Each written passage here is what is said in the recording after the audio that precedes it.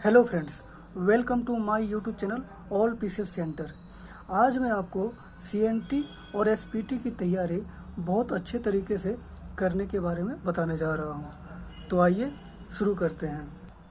Friends, जैसा कि आप जानते ही होंगे कि जेपीएससी पीटी के पेपर 2 के सिलेबस में सीएनटी और एसपीटी दिया हुआ है, जिसमें सीएनटी से 5 प्रश्न और एसपीटी से भी 5 प्रश्न पूछा जाएगा। अर्थात सीएनटी और एसपीटी से कुल मिलाकर 10 प्रश्न पूछे जाएंगे। लेकिन जेपीएससी की तैयारी कर रहे विद्यार्थियों के लिए यह परेशानी का विषय बन गया है, और ऐसा होना स्वाभाविक भी है, क्योंकि सीएनटी में 271 धाराएं हैं और एसपीटी में 72 धाराएं हैं। लेकिन इन सभी धाराओं को याद रखना बहुत ही मुश्किल है, इसलिए मैं इसका उपाय बताता हूँ।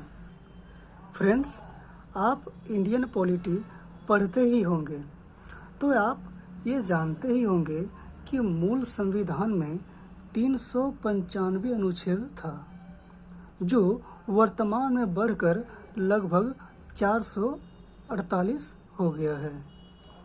मैं आपसे यह पूछना चाहता हूँ कि क्या आपको भारतीय संविधान के सभी अनुच्छेद याद हैं? जाहिर सी बात है कि आप बोलिएगा नहीं। सिर्फ आप ही नहीं, बल्कि कंपटीशन की तैयारी करने वाला कोई भी स्टूडेंट सभी अनुच्छेद को याद नहीं करता। लेकिन एग्जाम की दृष्टि से जो अनुच्छेद इम्पोर्टेंट है उनको ज़रूर याद करता है, क्योंकि एग्जाम में इम्पोर्टेंट अनुच्छेद ही पूछा जाता है। तो सीएनटी और एसपीटी के मामले में भी आपको यही तरीका अपनाना होगा। अर्थात सीएनटी और एसपीटी की सभी धाराओं में से जो धाराएं एग्जाम के लिए इम्पोर्टेंट है, सिर्फ उन्हीं धाराओं को अच्छे से पढ़ लीजिए। अब सवाल ये निकलता है कि ये पता कैसे चलेगा कि सीएनटी और एसपीटी की सभी धाराओं में से कौन सी धारा एग्जाम की दृष्टिकोण से महत्वपूर्ण है और कौन सी धारा महत्वपूर्ण नहीं है। तो आइए मैं बताता हूँ। फ्रेंड्स, आपको पता होगा कि स्पर्धा और शिवांगन का प्रैक्टिस सेट मार्केट में उपलब्ध है। स्पर्धा में 15 सेट दिया हुआ है, जबकि शिवांगन में 30 सेट दिया हुआ है। अब आपको करना ये है कि इन दोनों प्रैक्टिस सेट में से किसी एक प्रैक्टिस सेट को पहले उठाइए। मान लेते हैं कि आपने सबसे पहले स्पर्धा को उठाया, तो आप इसके प्रैक्टिस सेट 1 में जाइए। प्रैक्टिस सेट 1 में जाइए और सेट 1 में सीएनटी और एसपीटी से रिलेटेड जो भी प्रश्न पूछा गया है, उन प्रश्नों को आप अपने किताब के सीएनटी और एसपीटी वाले चैप्टर में खोजिए और मिल जाने पर अपने किताब में ही उसको अंडरलाइन कर लीजिए। फ्रेंड्स, मैं उस किताब में अंडरलाइन करने के लिए बोल रहा हूँ जिससे आप पढ़ते हैं, जैसे कि उड़ान का बुक, पतंजलि आईएएस का बुक, ठीक है। इसी तरह से प्रैक्टिस सेट 2 में भी जाकर उसमें सीएनटी और एसपीटी से रिलेटेड जो भी प्रश्न पूछे गए हैं उसको आप अपने किताब में अंडरलाइन कर लीजिए। ठीक इसी प्रकार प्रैक्टिस सेट 3, 4, 5 करते करते प्रैक्टिस सेट 15 कंप्लीट कर लीजिए।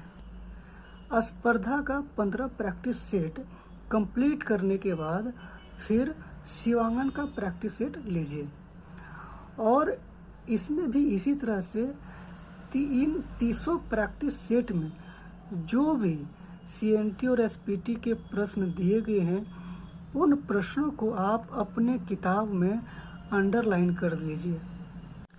उसके बाद आपने अपनी किताब में जो चीज़ें अंडरलाइन किया है उसको अच्छे से पढ़कर तैयार कर लीजिए और उसी को बार बार रिवीजन कीजिए। फ्रेंड्स, अगर आपने इतना कर लिया तो मैं ये तो नहीं कहूँगा कि 10 में से 10 प्रश्न इन्हीं सब में से आ जाएंगे, लेकिन कम से कम 6 से 7 प्रश्न ज़रूर से ज़रूर आएंगे। और आप जानते ही होंगे कि इसमें नेगेटिव मार्किंग नहीं है, तो आप बाकी बचे 3-4 प्रश्नों में तुक्का लगाकर अंदाज से बनाइएगा ही।